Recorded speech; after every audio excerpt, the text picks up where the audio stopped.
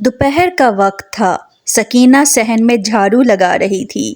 اس کے بچے گلی میں کھیل رہے تھے، جبکہ چارپائی پر بیٹھی عام سی شکل و صورت کی 25 سالہ لڑکی لمبی چوٹی میں پراندہ باندھے چاول چن رہی تھی۔ آپا، تو اماں کو سمجھانا کہ مجھے پارلر میں نوکری کرنے دے۔ آج کل سب لڑکیاں یہ کام کر رہی ہیں، اماں کو نہ جانے کیوں اعتراض ہے۔ چاول چنتے ہوئے مسلسل اس کے ہاتھوں میں پہنی چوڑیاں کھنک رہی تھیں۔ اماں کو بالکل ٹھیک اعتراض ہے۔ نہ مجھے بتا فاطمہ کہ تجھے کیا چاو چڑھا ہے پارلر میں جا کر عورتوں کے منہ سے نکلی بات سونگھنے کا۔ سکینہ جھاڑو وہیں پٹک کر بہن کے پاس آ بیٹھی۔ آپا، تجھے نہیں پتا کہ پارلر والیاں کتنے پیسے کماتی ہیں؟ وہ چاول کی ٹرے سائیڈ میں رکھ کر جوش سے اس کے پاس آ کر کہنے لگی۔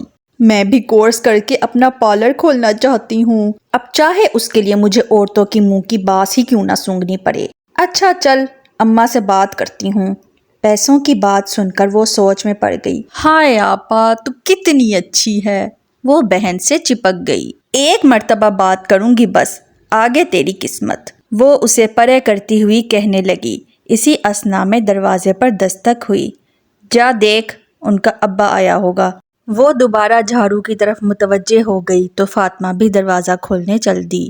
دروازہ کھولتے ہی اس کے دل کی دھڑکن یکدم تیز ہوئی، کیونکہ سامنے بلو شرٹ اور براؤن پینٹ پہنے، اونچا لمبا کسرتی بازو والا گندمی رنگت کا حامل ایک پرکشش شخص کھڑا تھا۔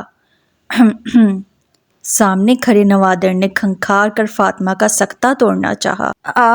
آپ کون؟ اس نے ہکلاتے ہوئے پوچھا۔ ارسلان بھائی سے ملنا ہے۔ وہ تو گھر پہ نہیں ہیں، وہ یک ٹک اس کی طرف دیکھتے ہوئے کہہ رہی تھی۔ اتنے میں طلال کے پیچھے ارسلان نظر آیا۔ ارسلان بھائی، آپ سے کوئی ملنے آیا ہے۔ کون؟ ارے طلال، آؤ آؤ اندر، باہر کیوں کھڑے ہو؟ ارسلان طلال کی طرف دیکھ کر خوش ہوا۔ وہ دونوں باتیں کرتے ہوئے گھر میں داخل ہو گئے، جبکہ فاطمہ گم سم سی وہیں کھڑی رہ گئی۔ طلال، ہائے میرا بھائی، کتنے دنوں بعد اپنا مکھرا دکھا رہا ہے۔ نہ بتا ذرا، اپنے بھائی بھابھی کی یاد نہیں آتی جو اتنے ہفتوں بعد گھر آتا ہے؟ سکینہ طلال کو دیکھ کر فوراً اس کے پاس آ کر لاڈ سے بولی۔ نہیں بھابھی، ایسی بات نہیں ہے، مصروفیت ہی اتنی ہوتی ہے کہ وقت ہی نہیں مل پاتا۔ طلال سنجیدگی سے جواب دے کر ارسلان کی طرف متوجہ ہوا۔ طلال ہر مہینے ارسلان کو گھر کے خرچے کے لیے اچھی خاصی رقم بھجواتا تھا، جس وجہ سے ان کے حالات بہتر ہو رہے تھے۔ ارسلان سب کے ادھار چکا تھا۔ سکینہ آئے دن اپنے نت نئے جوڑے سلواتی رہتی اور بچے بھی اچھے اسکول میں جانا شروع ہو گئے۔ یہی وجہ تھی کہ جس دیور کا وجود سکینہ کو ایک آنکھ نہیں بھاتا تھا، اب اسی کے گھر آنے پر سکینہ کی زبان شیرہ ٹپکاتے نہیں تھکتی تھی۔ تو کیوں بت بنی کھڑی ہے؟ سکینہ فاطمہ کو وہیں جمع دیکھ کر اس کے پاس چلی آئی۔ آپا، یہ طلال ہے، تیرا وہی کالا سا دیور؟ شش، آرام سے بول، سن لے گا وہ اسے ہاتھ سے پکڑ کے کچن میں لے آئی۔ ہاں وہی ہے، پیسہ جب ہاتھ میں ہو تو کالی رنگت بھی پرکشش ہو جاتی ہے۔ سکینہ چولہے پر چائے کا پانی رکھتے ہوئے کہنے لگی۔ صحیح کہہ رہی ہو آپا، اس کی تو ٹوڑ ہی بدل گئی۔ ہائے، کتنا ہینڈسم ہو گیا ہے۔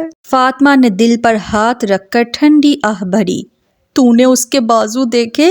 کیا کمال کے مسلز ہیں، اور ہلکی ہلکی شیپ اس کے چہرے پر کتنی اچھی لگ رہی ہے۔ سکینہ منہ کھولے گال پر ہاتھ رکھے حیرت سے اس کی باتیں سننے لگی۔ بے حیا، تو نے 1 منٹ میں اس کا پورا جائزہ بھی لے لیا؟ وہ اس کے بازو پر چمچہ رسید کرتے ہوئے کہنے لگی۔ ہائے آپا، اب آنکھیں ہیں تو دیکھوں گی نا۔ وہ بازو سہلانے لگی کہ اچانک اس کی آنکھیں چمکی۔ ویسے آپا، اس نے شادی کر لی کیا؟ نہیں کی، لیکن ضرور 10 لڑکیوں سے چکر چلائے ہوں گے۔ پیسے والا مرد عیاش نہ ہو، یہ تو ناممکن ہے۔ سکینہ چائے کپوں میں نکالتے ہوئے کہنے لگی۔ آپا، میری پیاری آپا، تم میری بات چلانا اپنے دیور کے ساتھ۔ فاطمہ نے اس کا ہاتھ پکڑ کے پیار سے کہا۔ تیرے تو دیدوں کا پانی بالکل ہی ختم ہو گیا ہے۔ ابھی سے تیرا یہ حال ہے تو پارلر جا کر کیا کرے گی؟ سکینہ نے اپنا ہاتھ چھڑایا۔ میں نہیں جانتی، بس تو میرے لیے ارسلان بھائی کو منا۔ وہ جب طلال سے میرے لیے بات کریں گے تو وہ ضرور مان جائے گا۔ فاطمہ چائے کی ٹرے اٹھا کر باہر نکل گئی، جبکہ کچن میں سکینہ اپنا سر تھام کر بیٹھ چکی تھی۔ یہ تھی اداس آنگن کی قسط نمبر 30۔ ملتے ہیں نیکسٹ ایپیسوڈ میں۔ اللہ حافظ۔